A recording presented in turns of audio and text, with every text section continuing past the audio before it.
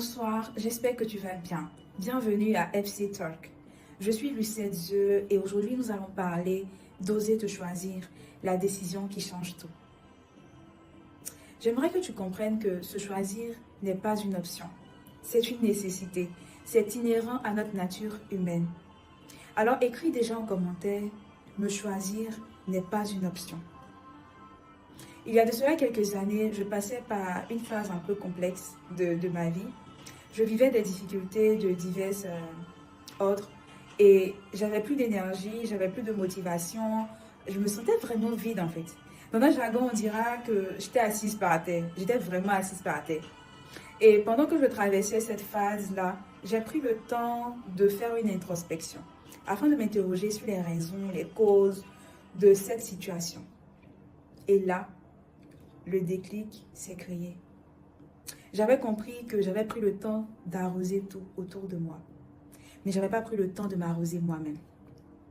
J'étais présente pour les autres, c'est bien, mais je n'avais pas été suffisamment présente pour moi-même. J'avais pris des décisions, j'avais fait des choix qui n'étaient pas totalement alignés avec ce que je voulais fondamentalement. Et cela me pesait énormément. Là, je comprenais que je ne m'étais pas encore totalement choisie et qu'il y avait encore des efforts à faire. Je sais que cette situation, je ne suis pas la seule à l'avoir vécue. Tu l'as peut-être toi-même vécue. Et il y a encore des personnes qui continuent de la vivre, des personnes qui encore sont en train de mourir intérieurement, de se laisser étioler, de se laisser détruire par certaines circonstances. En 2021, il y a une étude menée par une association américaine auprès de différents groupes de femmes qui a révélé que 78% des femmes de leur échantillon priorisaient les besoins des autres au détriment de leur propre santé mentale. Là, nous sommes en Amérique en fait. C'est-à-dire nous sommes dans un pays qui est en mode liberté, qui prône la liberté sur tous les plans. Imaginons que nous menions la même étude sous nos tropiques. Quels résultats obtiendrons-nous? Imaginons la proportion des femmes qui vivent cette situation. Alors qu'une femme qui ne se choisit pas n'est pas capable d'être une bonne amante, d'être une bonne amie, d'être une bonne épouse, d'être une bonne collègue, d'être une bonne mère, d'être une bonne chef d'entreprise. Se choisir, ce n'est pas dire non au monde. Se choisir, c'est se dire oui à soi afin de mieux aimer le monde. Se choisir, ce n'est pas être égoïste. C'est comprendre qu'il y a des éléments qui nous permettent d'être vivantes, qui nous permettent d'être plus épanouies. Alors, apprendre à se choisir, c'est apprendre à se libérer des attentes des autres. C'est apprendre à s'affirmer chaque jour. C'est apprendre à vivre pour de vrai. Alors, j'aimerais te poser une question aujourd'hui. Quand est-ce que tu t'es choisi pour la dernière fois? Pas pour plaire aux autres, pas pour rentrer dans un moule, pas pour correspondre aux standards de la société, pas pour attendre le respect et l'amour d'une autre personne, mais réellement pour toi. Je te laisse mettre en commentaire la dernière fois où tu t'es choisi. Est-ce il y a 5 ans? Est-ce il y a 2 ans? Est-ce hier? Est-ce aujourd'hui? Chaque jour, nous sommes amenés à renouveler ce choix. Alors, si tu aimerais entamer ce processus où tu sors de ta zone de confort, où tu oses réellement te choisir, je te partage là 3 étapes qui seront fondamentales et qui t'aideront à faire ce bond. La première étape, c'est celle de la connaissance de soi. La connaissance de soi est importante pour faire de meilleurs choix, pour une meilleure organisation, pour être davantage utile, pour une meilleure planification de notre croissance. Te connaître, c'est identifier ta personnalité. Quelles sont tes caractéristiques? Qu'est-ce qui te définit? Est-ce que tu es extraverti? Est-ce que tu es introverti? Est-ce que tu es porté par des faits tangibles, des actions pragmatiques? Ou est-ce que tu te fies davantage à ton intuition? En fait, quelle est ta personnalité? Le deuxième point qui sera important, c'est aussi dans ta connaissance de ta personne, ce sera de clarifier tes valeurs. Qu'est-ce qui te guide? Quels sont les principes sur lesquels tu t'appuies pour prendre tes décisions? Est-ce l'honnêteté? Est-ce le respect? Est-ce la loyauté? Est-ce la fidélité? En fait, chacun de nous avons des valeurs fondamentales. Donc, il s'agit d'hiérarchiser en fait tes valeurs. Quelles sont ces 3 à 5 valeurs qui sont les plus importantes pour toi, qui sont non négociables? Et lorsque l'on s'attaque à ces valeurs, en fait, tu réagis quoi? Tu réagis fortement. Ensuite, il faudra clarifier aussi tes besoins. Qu'est-ce qui est nécessaire pour ton équilibre physique, mental, social? Hormis le fait de manger, de dormir, qui sont des besoins vitaux, chaque individu, selon les phases de sa croissance, a des besoins soit d'appartenance en groupe, des besoins de sécurité, des besoins de réalisation de soi, des besoins d'accomplissement de soi. Donc actuellement, dans la phase dans laquelle tu te trouves, quels sont tes besoins fondamentaux? Qu'est-ce qui est nécessaire? De quoi dois-tu te remplir? Quel est ce manque à combler en toi qui te permettra de créer cet équilibre? Ensuite, quelle est ta contribution? Qu'est-ce que tu veux apporter au monde en fait? Quelles sont ces causes que tu défends? Quelles sont ces choses que tu veux changer? Ces choses que tu veux améliorer? Donc, prendre le temps de te connaître te donnera de répondre à ces différentes questions. Te donnera de voir plus clair sur ce que tu veux. Pas juste un je veux qui est momentané, un je veux qui est instantané. Non, mais un je veux qui s'appuie sur des valeurs, sur des besoins profonds, sur ta personnalité et sur ta contribution. Alors, prends la peine de mieux te connaître. Écris déjà en commentaire, je décide aujourd'hui de mieux me connaître. La deuxième étape dans ce processus d'oser te choisir, c'est celle de l'écoute de soi et de l'amour de soi.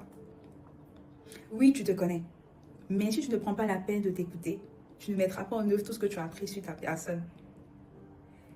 Lorsque nous refusons d'écouter nos émotions, nous nous faisons violence en silence. Nous prenons malheureusement le temps de nous renier, de nous rejeter. Nous n'avons pas ce courage-là de mettre des limites aux autres parce que nous ne nous aimons pas assez. Nous ne sommes pas capables de comprendre que nous n'avons rien à prouver à autrui. Nous n'avons rien à prouver à qui que ce soit. En fait, nous avons juste à être nous. Lorsqu'on aime réellement une personne, on est capable de lui offrir de notre temps. On est capable de faire peut-être tel ou tel sacrifice. On lui veut du bien totalement. Imaginons si l'effort que nous menons autour des autres, parce que nous les aimons, nous sommes capables de l'appliquer à nous-mêmes. Imaginons la différence que cela pourrait se produire dans notre existence. Lorsque nous nous aimons, nous choisissons de nous affranchir du regard des autres, nous affranchir des standards des autres. Parce que nous nous aimons, nous comprenons qu'il y a telle chose qui correspond à ce que nous voulons. Mais d'autres ne correspondent malheureusement pas. Et on est à l'aise en fait avec cette réalité. Lorsque nous prenons la peine de nous aimer, de cultiver cet amour de soi à l'écoute de sa personne, on comprend qu'il est important de partager nos attentes et d'imposer nos limites afin de pouvoir construire des relations qui soient saines, qui soient durables, mais qui soient surtout gagnantes-gagnantes. Alors, quels sont tes rituels en fait pour mieux t'écouter et pour mieux t'aimer? Est-ce que souvent tu te dis je t'aime?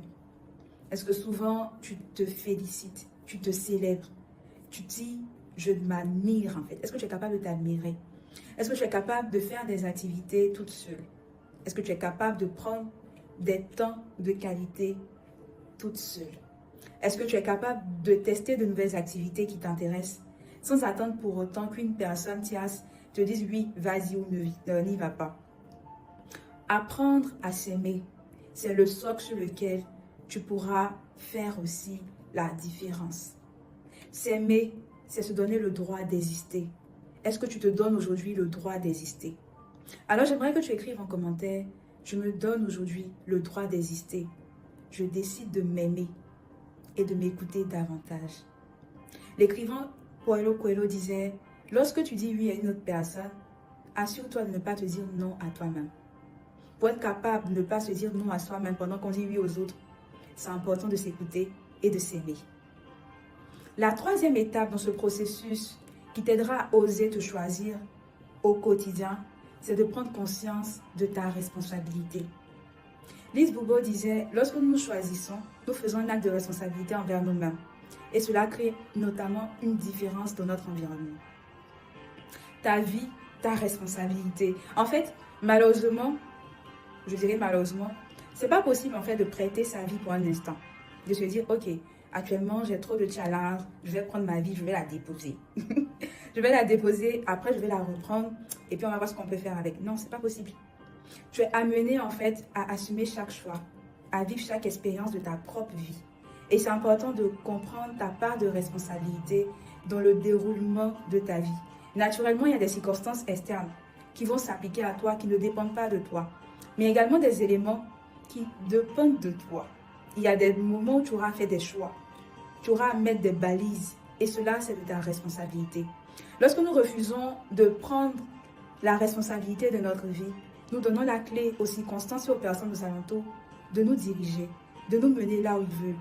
Alors que ce n'est pas possible, nous ne sommes pas des choses, nous sommes des humains. Et nous sommes responsables de chaque petit choix, des plus petits aux plus importants. Nous sommes responsables de la tournure de chaque élément dans différents aspects de notre vie. Alors il est important de prendre conscience de sa responsabilité et de choisir de créer la vie à laquelle nous aspirons vraiment. Tu vas me dire que ces 3 étapes, mieux se connaître, apprendre à s'écouter et à s'aimer et se responsabiliser, c'est facile à dire mais difficile à faire. Oui, effectivement. C'est facile à dire et difficile à faire parce que c'est un processus. Nous allons nous rendre compte que dans certains aspects, nous avons cette facilité à nous choisir. Mais il y a encore d'autres domaines qui ont besoin d'être touchés, qui ont besoin d'être travaillés, qui ont besoin d'être améliorés. Acceptons notre processus, mais choisissons déjà d'entrer dans ce processus. Et c'est le premier pas, c'est le fait d'oser, d'avoir l'audace de dire non, ça suffit. Je me choisis dès maintenant. Alors je voudrais que tu mettes en commentaire, ça suffit. Je me choisis dès maintenant. Allez à compte courant de ce que les gens attendent de moi, mais fonctionner selon ce qui compte le plus pour moi, être aligné avec mes choix, être aligné avec mes besoins, être aligné avec mes valeurs fondamentales, c'est ce qui fera toute la différence. Alors ose te choisir, ose aller à compte courant, ose t'exprimer, ose manifester qui tu es. En fait, te choisir, c'est te donner l'opportunité d'être pleinement toi. Tu n'existes pas parce que tu es la femme de X ou de Y. Tu n'existes pas parce que tu es la mère de X ou de Y. Tu n'existes pas uniquement parce que la société te dit que tu es la collègue, la patronne de X, Y. Tu existes en tant qu'humain, tu existes en tant qu'individu. Reprends le contrôle de ta vie. Ose te choisir. Prends cette décision à cœur et investis-toi jour après jour pour matérialiser tout ce à quoi tu aspires. Évidemment, la grâce de Dieu va te porter, mais elle attend également ton mouvement. Alors bouge, sors de ta zone de confort, reviens à toi-même. Alors ce que je vais te demander de faire pour les prochains jours, c'est de créer un cocon, de te créer un instant où tu vas t'asseoir pour penser réellement à toi, où tu vas te poser les vraies questions. Est-ce que vraiment tu te connais? Est-ce que tu es en train de fonctionner, de marcher par rapport à ce que tu sais de toi? Est-ce que souvent, et dans certaines situations de ta vie actuellement, tu n'es pas en train de passer à côté de qui tu es réellement? Je veux que tu prennes ce temps pour clarifier tous ces éléments et que tu commences à mettre des petites actions pas à pas pour t'écouter, t'aimer et te responsabiliser. J'ai été ravie de passer ce moment avec toi et je voudrais que tu comprennes que te choisir est ta décision. Chaque jour, tu auras à faire des choix et cette décision n'attend que toi. Alors prends aujourd'hui cette décision qui change tout. À très bientôt.